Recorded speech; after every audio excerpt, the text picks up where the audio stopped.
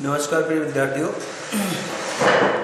कल हमने जो है विद्यानिवास मिश्र का जो निबंध है मेरे राम का मुकुट भीग रहा है, इसका जो है हम अध्ययन कर रहे थे।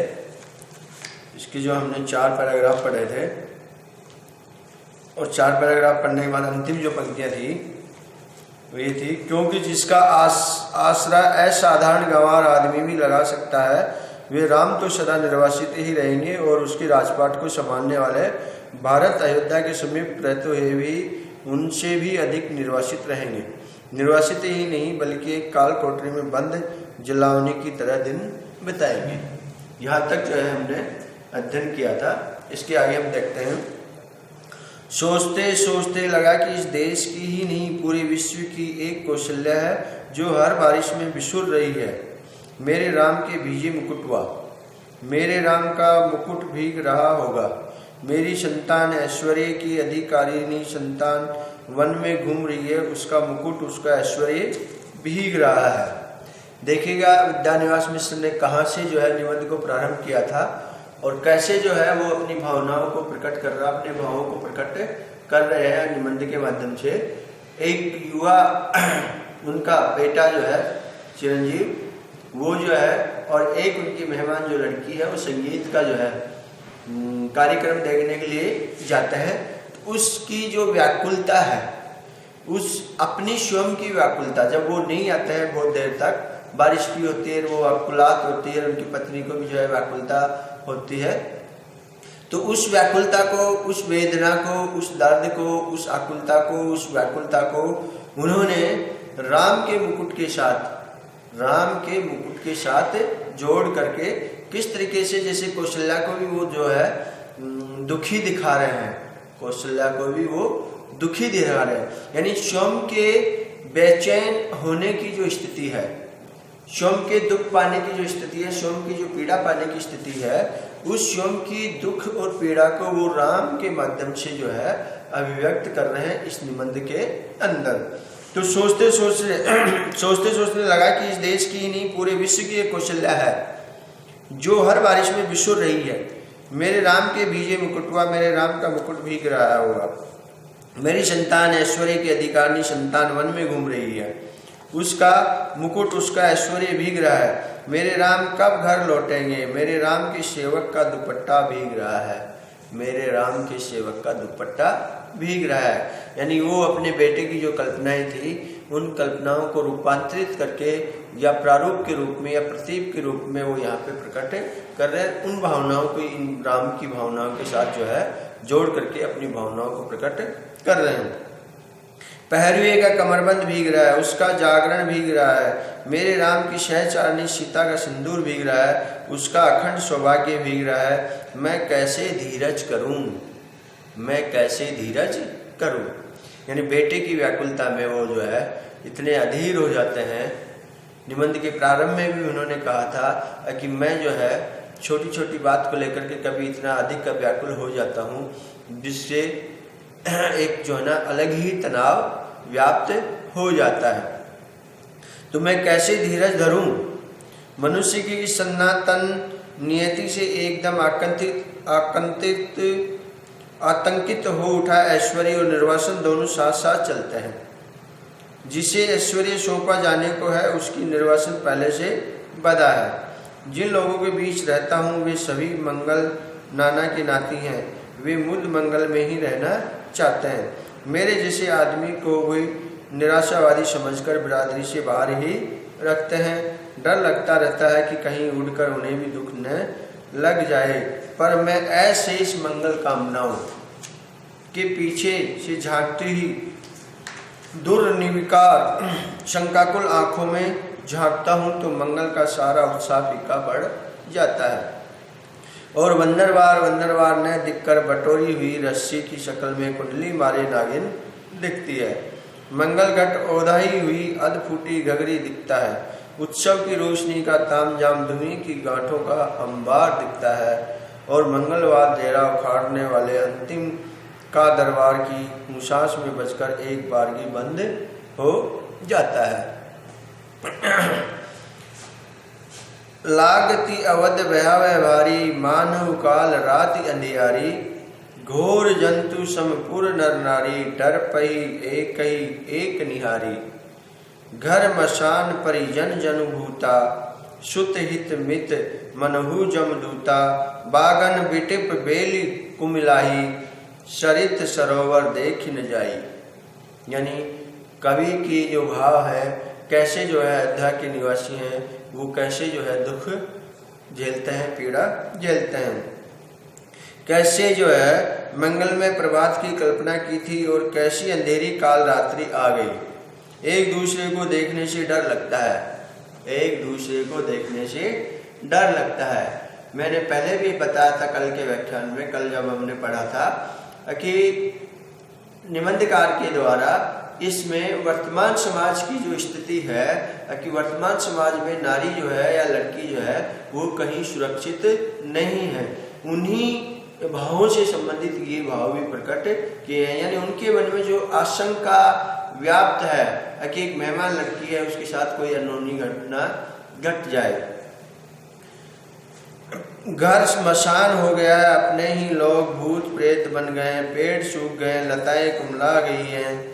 नदियों और सरोवर को देखना भी दुस्साह हो गया है, केवल इसलिए कि जिसका ऐश्वर्य से अभिषेक हो रहा था वह निर्वासित हो गया। उत्कर्ष की ओर उन्मुख समष्टि का चैतन्य अपने ही घर से बाहर कर दिया गया। उत्कर्ष की मनुष्य की उद्धरोन्मुखी चेतना की यही कीमत सनातन काल से अदा की जाती रही है। इसलिए जब कीमत अदा कर ही दी गई है तो उत्कर्ष कम से कम सुरक्षित रहे, यह चिंता स्वाभाविक हो जाती है। राम भीगे तो भीगे, राम की उत्कर्ष की कल्पना न भीगे। राम भीगे तो भीगे, राम के उत्कर्ष की जो कल्पना है वो न भीगे। यानी जो आशावादी दृष्टिकोण है कवि का, उस आशावादी और नवोन्मेषवादी जो दृष्टिकोण है या कल्पनावादी जो दृष्टिकोण है वो भी इन पंक्तियों में जो स्पष्ट हो रहा है। वह हर बारिश में, हर दुर्दिन में सुरक्षित रहे। नर के रूप में लीला करने वाले नारायण निर्वासन की व्यथा झेलें, पर नर रूप में उनकी ईश्वरता का बोध दमकता रहे। पानी की बूंदों की झालर में उसकी दीप्ति छिप न पाए। उस नारायण की सुख शेष बने अनंत के अवतार लक्ष्मण भले ही भीगते रहें, उनका दुपट्टा, उनका अहर्निश जागर न भीगे। शेष नारायण के ऐश्वर्य का गौरव अनंत शेष के जागर संकल्प से ही सुरक्षित हो सकेगा और इन दोनों का गौरव जग जगनी आधा शक्ति के अखंड सौभाग्य सीमंत सिंदूर से रक्षित हो सकेगा। उस शक्ति का एक निष्ठ प्रेम पाकर राम का मुकुट है, क्योंकि राम का निर्वासन वस्तुतः सीता का धूरा निर्वासन है। राम का निर्वासन सीता का धूरा निर्वासन। राम तो लौटकर राजा होते हैं, पर रानी होते ही सीता राम द्वारा वन में निर्वासित कर दी जाती है। यानी हमारी जो ऐतिहासिक जो पृष्ठभूमि है, उस ऐतिहासिक पृष्ठभूमि को अपनी कल्पनाओं के माध्यम से कवि ने जो है व्यक्त की है। राम के साथ लक्ष्मण है, सीता है। सीता वन पशुओं से घिरी हुई विजन में सोचती है, परसों की पीड़ा हो रही है, कौन इस वेला में सहारा देगा, कौन प्रसव के समय प्रकाश दिखलाएगा, कौन मुझे संभालेगा, कौन जन्म के गीत गाएगा। यानी श्री राम के निर्वासित जीवन के पश्चात जब वो लौट के आ जाते हैं और सीता को निर्वासन झेलना पड़ता है, तो वो हमारे यहाँ एक ऐतिहासिक जो है घटना है कि लव और कुश का जो जन्म है वो वन के अंदर ही लव और कुश का जन्म होता है और वन में ही वो उनको दो अपने पुत्रों को जन्म देती है। कोई गीत नहीं गाता, सीता जंगल की सूखी लकड़ी बीनती है, जलाकर अंजोर करती है, यानी खाना बनाती है, भोजन बनाती है और जुड़वा बच्चों का मुंह निकालती है। दूध की तरह अपमान की ज्वाला में चित्त कूद पड़ने के लिए उफनता है और बच्चों की प्यारी और मासूम सूरत देखते ही उस पर पानी के छींटे पड़ जाते हैं। उफान दब जाता है, पर इस निर्वासन में भी सीता का सौभाग्य अखंडित है। यानी यहाँ जो है सीता की जो दुखदायी स्थिति है, सीता के जीवन में जो दुखदायी स्थिति आई निर्वासन के समय की, उन निर्वासन के समय की स्थितियों को ही कवि कहीं ना कहीं उनके अंतर्मन में जो अपने चिरंजीव पुत्र और जो महानगरीय संस्कृति की जो एक लड़की थी उसके दुख की कल्पना को सीता के दुख की कल्पना के साथ जोड़ के देखते हैं। यानी अंधेरा छाया हुआ है, बिजली चमक रही है, बारिश हो गई है, ऐसे वातावरण में जो है किस तरीके से जो है सीता जो है उसके जो महानगरीय संस्कृति की जो लड़की और उनका बेटा जो है कैसे दुख पार होंगे, उस पीड़ा को वो अंदर ही अंदर जो है महसूस करते, उस पीड़ा को वो सीता के जीवन के साथ जोड़ करके देख रहे हैं। यानी अपनी जो पीड़ा है उस अपनी पीड़ा को उन्होंने समाज की पीड़ा बना दिया, यानी वो संपूर्ण समाज की पीड़ा के साथ उसको व्यक्त कर रहे हैं। यानी वहाँ लेखक निबंधकार की जो स्वयं की जो पीड़ा है उस स्वयं की पीड़ा को वो व्यष्टि से समष्टि की ओर ले जाते हैं। व्यक्ति की जो पीड़ा है उससे वो समष्टि की ओर ले जाते हैं, व्यक्ति से समष्टि की ओर उस पीड़ा को ले जाकर के निबंध में अभिव्यक्त कर रहे हैं। वह राम के मुकुट को तब भी प्रमाणित करता है, मुकुटधारी राम को निर्वासन से भी बड़ी व्यथा देता है। और एक बार और अयोध्या जंगल बन जाती है, स्नेह की रसदार रेत बन जाती है, सब कुछ उलट पलट जाता है। भवभूति के शब्दों में पहचान की बस एक निशानी बच रहती है, दूर ऊंचे खड़े तटस्थ पहाड़, राजमुकुट में जड़े हीरों की चमक के सैकड़ों शिखर, एकदम कठोर, तीखे और निर्मल। पूरा यत्र श्रोत पुलिन मधुदा तत्र श्रीता, प्रियांश यातो धन विरल भाव, क्षिति रूहाम बहुरु कलादु दृष्ट परमिव मन्य विन्य विद्य, निवेश शैलानाम तदित मति बुद्धि दृढ़ती। राम का मुकुट इतना भारी हो उठता है कि राम उस बोझ से कर्रा उठते हैं और इस वेदना के चित्कार में सीता के माथे का सिंदूर और दमक उठता है, सीता का वर्चस्व और प्रखर हो उठता है। कुर्सी पर पड़े पड़े ये सब सोचते सोचते 4 बजने को आए। देखिएगा लेखक अपनी जो पीड़ा है उस अपनी ही पीड़ा को जो है फिर वापस जो है राम के मुकुट के माध्यम से समष्टि की पीड़ा बनाते हुए और फिर जो है स्वयं फिर अपने वापस किसकी ओर आ जाते हैं, व्यष्टि की ओर, वापस व्यष्टि की ओर आ जाते हैं। कुर्सी पर पड़े पड़े ये सब सोचते सोचते 4 बजने को आए। इतने में दरवाजे पर हल्की सी दस्तक पड़ी। चिरंजीवी निचली मंजिल से ऊपर नहीं चढ़े। सहमी हुई कृष्णा, मेरी मेहमान लड़की बोली, दरवाजा खोलिए। आंखों में इतनी कातरता कि कुछ कहते नहीं बना, सिर्फ इतना कहा कि तुम लोगों को इसका क्या अंदाजा होगा कि हम कितने परेशान रहे हैं। भोजन दूध धरा रह गया, किसी ने भी छुआ नहीं। मुंह ढाँप कर सोने का बहाना शुरू हुआ। मैं भी स्वस्ति की सांस लेकर बिस्तर पर पड़ा, पर अर्धचेतन अवस्था में फिर जहाँ खोया हुआ था वहीं लौट गया।